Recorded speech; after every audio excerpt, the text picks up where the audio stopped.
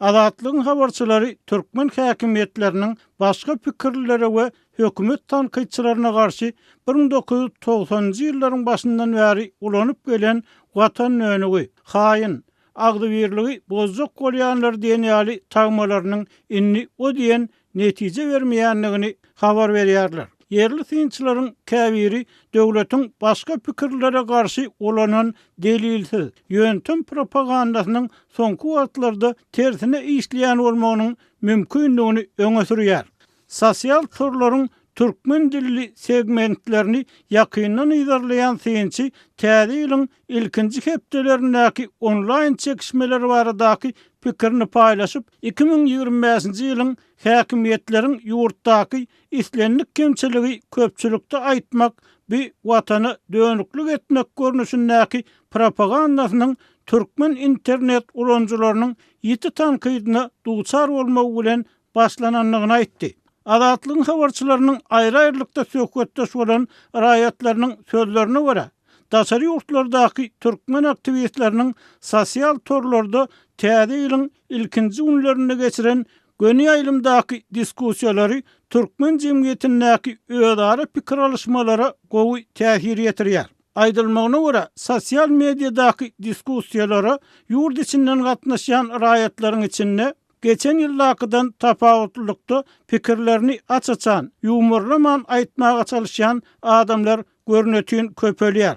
Yurtasındaky aktivistler yurt içindäki siýasy, ykdysady, sosial we medeni kynçylyklar hakynda gurrun gozganlarynda göni efirdaky pikir alysmalary yurt içinden goşulýan ulanjylaryň arasynda özleriniň duçar bolýan ykdysady we sosial problemler hakynda açyk gurrun bermek isleýänleriň hat köpelendigini görmezlik mümkin däl. Ýöne geçen ýylda bolsa ýaly bu hili pikir alysmalary derhal hökümetçi pikirli ulanjy goşulyp öz ýüzbe-ýüz bolýan kynçylyklary hakynda açaçan gurrun berýän ýaşaýjylara watana dönüklük etmäň, watanymyza ikilik etmäň diýen äheňde ýüzlenýär. Odollar bu hili ýüzlenmeler pikirini açyk aýdanlary biraz haýalçyradan ýalydy. Emma indi beýle däl. Bu hili hökümetçi pikirli ulanjyja jogap hökmünde aktivistler we ýurt içindäki raýatlar watan we hökümet dönüklük we tanqid düşünjelerini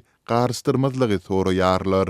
Diýip yerli synçy bu özgörüşlügiň kimmelerin gözüniň öňünde bolup geçýänligini ýetdi. Bu özgörüşlügi anonimlik şertinde urlaşan Aşgabatly ýazgy hem tasdiq etdi. Onuň pikirçi häkimetleriň öň hökümet tanqidçilerine garşy olanan metduaty inni hiç sada yaramaýar.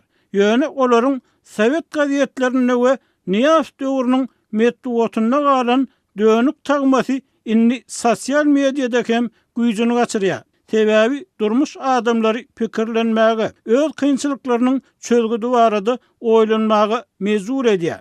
Sosial medianyň ýaýlym mümkinçiliklerinden peýdalanýan raýatlar söhbetdeşlerimiziň ýeriniň bellemegine görä medeniýetsiz sözleri ulanmagy adaldyp hakyky iş, özgörüşlük, reforma gurrunlaryny edýärler. Bu ýagdaý türkmen döwlet propagandasynyň ganatyny gyrýar. Öz pikirini ýa-da ýurtdaky kynçylyklary dile getirýän raýatlar özlerini hökümetçi ulanjylar tarapyndan ýönküljek bolýan esassız aýplamalara derrew jogap berip özleriniň erkin pikirlerini we ýüzbe-ýüz bolýan kynçylyklaryny açyk aýtmagy kanuny hukuklarynyň bardygyny aýdyp islendik özüge pikire ýa-da tanqida garşy goýulan watan dönüklügi tagmasyny ýazgarýarlar. Diýip Azatlygyň söhbetdeş aýtdy. Geçirilen online pikir alışmalarına türkmen internet ulanjylary esasy bir pikiri. Täze 2025-nji ýylda ýurtda onlar çöýlüäri çözülmeýän ykdysady we sosial problemalaryň çözgüdiniň tapylmalylygyny nygtadylar diýip, synçy adamlaryň isleg talaplaryna kese çeker ýaly hiç bir meseleniň ýokdugyny belledi. Türkmenistanlaryň geçiren diskussiýalaryna 2025-nji ýylda çözülmeli iň wajyp meseleleriň hataryna biometrik pasportlaryň daşary ýurtlardaky türkmen wekilhanalaryna berilmegi, daşary ýurtlara barýan raýatlaryň aeroportda saklanyp bir kanun uçara goýuverilmezliginiň besedilmegi, banyklarda milli manadyň daşary ýurt valyutalaryna erkin çalşylmagy, halkara pul amallarının päsgelçiliksiz amala aşyrylmagy ýaly agyrly meseleler gozgalýar. Şeýle-de aktivistler we raýatlar pensiýalaryň we aýlyk haklarynyň hakyky ykdysady görkezjilere we harytlaryň bahalaryna görä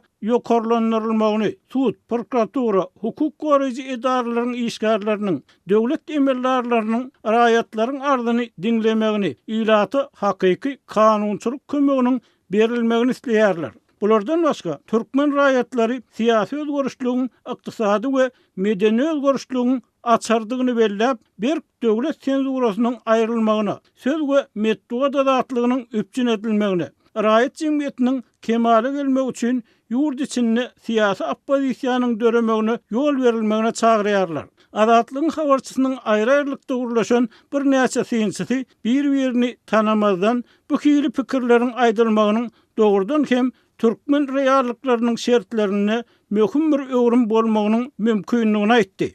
Yurtda dowam edýän berk basyş we gorky atmosferasyna garamazdan ýurt içinde bolup daşary ýurtlarda ýaşaýan aktivistleriň efirine baryp diňe bir ykdysady we sosial özgörtmeleriň däl, eýtem syýasy maýylganlygyň hem gerekdigini aýdýan adamlaryň tapylmagy gowzat. Bu türkmen rejimi üçin uly bir signal. Dip howpsuzlyk aladalary sebäpli adynyň aýdylmalygyny soran söhbetdeşimiz aýtdy. Onun pikirçe bu ýagdaý jemgyýetçiligiň ähli-umumy dymaşlykda tem edilip gorkuda ýaşamak islemeýänligini, öňkü ýalňyşlardan sapa galýanlygyny işaret edýär. Azatlyk radiýasy jemgyýetçilik pikirine döreýänligi aýdylýan özgörüşler barada olarky medeniýet işgäriniň hem pikirini sorady. Onun pikirçe häkimetler ilatyň syýasy passiwliginden, hatda bilim sowady ýetik adamlaryň hem sesini çykarman ýaşajak bolmagyndan uly peýda görýär we öňden gelýän basyş praktikasyndan başga dolandyryş usulyny gözlejek hem bolmaýar. Passiw, alalaşyjy, pursat parat adam kän, işen, özgörüşlük hakda açyk pikir aýdýan adam entek gaty azyp bolaýdy. Şol wagtda öňkü medeniýet işgäri häzir sosial mediada hökümet tanqidleýän ýaşlaryň bütün ömrüni ýaýaplap geçiren tanymal adamlardan has gowy tanalýanlygyny we syýlanýanlygyny açyk gapyn çetmän aýdyp biljekdigini nygtady.